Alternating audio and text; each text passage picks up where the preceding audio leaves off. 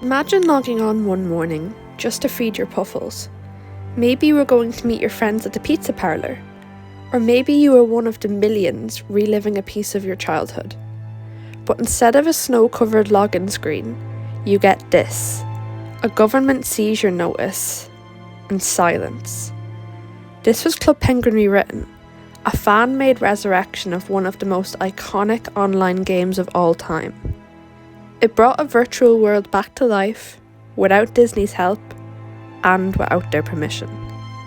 And in April 2022, it was shut down by police. So what happened? Why did it take 5 years for Disney to step in? Was this just a copyright issue or something bigger? This is the full story of how Club Penguin Rewritten captured hearts, and then got caught in the crosshairs. This is Frame Theory, and today we're going to be discussing what went wrong with Club Penguin Rewritten. Chapter 1: A Penguin Empire Falls. To understand what went wrong, we first need to remember what went right. Club Penguin launched in 2005 and became one of the earliest and safest online communities for kids, with colourful graphics, minigames, puffles, and seasonal events. It wasn't just a game, it was a digital playground. Disney bought it in 2007 for a reported $250 to $700 million. For a while, it flourished, but over time, as people grew up, interest faded, updates slowed, the magic wore off. And in 2017, Disney pulled the plug. To many fans, it felt like losing a second home. But 3 weeks later, something unexpected happened. Chapter 2: The Rise of Club Penguin Rewritten. Club Penguin Rewritten, or CPR, launched in February 2017. It was created by a small team of fans who loved the original game and wanted to preserve it. They weren't trying to profit. The game was free to play, ad-free, and operated on donations and passion. And it worked really well. By 2020, CPR had over 8 million users. By 2022, it had passed over 11 million. The game even improved on the original, reviving older parodies, adding custom events, and restoring classic content Disney had long buried. It was a digital museum curated by superfans. But that's also where the problems began. Chapter 3: Copyright versus Community. Let's be clear, Club Penguin Rewritten was a copyright infringement. Disney owns everything: the art, the code, the name, the puffles, everything. Even if CPR wasn't making money, it was still using Disney's intellectual property without permission. So why did it take Disney 5 years to react? Well, they probably knew about CPR from the start, but as long as it stayed small, clean, and non-profit, maybe they looked the other way. But in 2020, something changed. CPR's popularity exploded during the pandemic. Media outlets began covering it, influencers streamed it. It had its second golden age. And with more users came more scrutiny. Some players began noticing odd things. Reports surfaced of moderators behaving inappropriately. Screenshots of leaked private chats between staff and underage users, and the server's moderation policies came under fire for being inconsistent and alarmingly relaxed. Although CPR's public face was family-friendly, private servers like this operate in murky legal and ethical waters. Discord servers and private messages weren't under the same scrutiny as the original game's tightly moderated chat.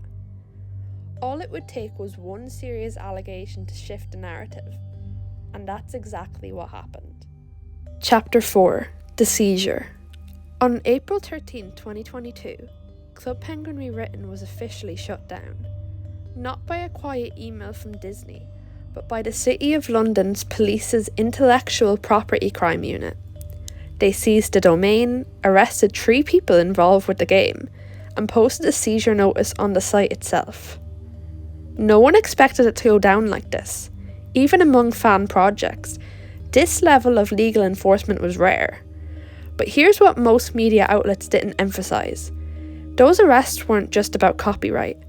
According to reports from users and former moderators, law enforcement was also responding to serious moderation failures and possibly criminal behaviour within the CPR community.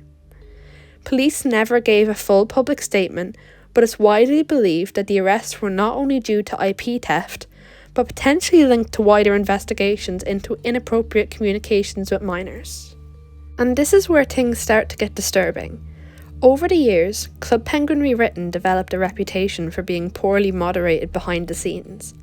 Former users and community whistleblowers began coming forward, claiming that the CPR team had ignored repeated reports of predators using the platform, particularly its connected Discord server, to groom underage users. Some of the allegations pointed towards staff members themselves engaging in inappropriate behaviour or being complicit in hiding it. Screenshots surfaced to deeply unsettling private chats. Reddit posts detailed how reports were allegedly deleted, and moderators who tried to raise alarms claimed they were silenced or removed. To be clear, no one was publicly charged with abuse, but the sheer volume of disturbing reports, combined with CPR's inability to properly moderate such a massive community, became impossible to ignore. It painted a picture of not just a copyright infringement, but of a fan project that had lost control of its own ecosystem. Chapter 6: The Fandom Aftermath. The shutdown left a hole in the hearts of millions. But in hindsight, many fans began to question whether the shutdown was inevitable. Without proper moderation tools or accountability, CPR may have grown too big, too fast, while operating in legally and ethically dangerous territory. Disney had the legal right to shut it down, but some argue they also had a moral obligation once real-world harm was possible. CPR had become more than a game. It was a case study in what happens when a fan-run community scales without oversight. Club Penguin Rewritten wasn't perfect, but it was made with love. But still, love isn't enough. Not when you're dealing with real children, real predators, and real consequences. It was a game built on nostalgia, undone by the dangers of the modern internet. And in the end, maybe that's why it had to go. Because in 2022, Club Penguin wasn't just a snowy island. It was a reminder that no matter how pure your intentions, you're still playing in Disney's sandbox, and some shadows don't melt in the sun. This has been Frame Theory. If you found this story worth telling, subscribe for more deep dives into the digital worlds we grew up in, and the ones that disappeared when no one was looking.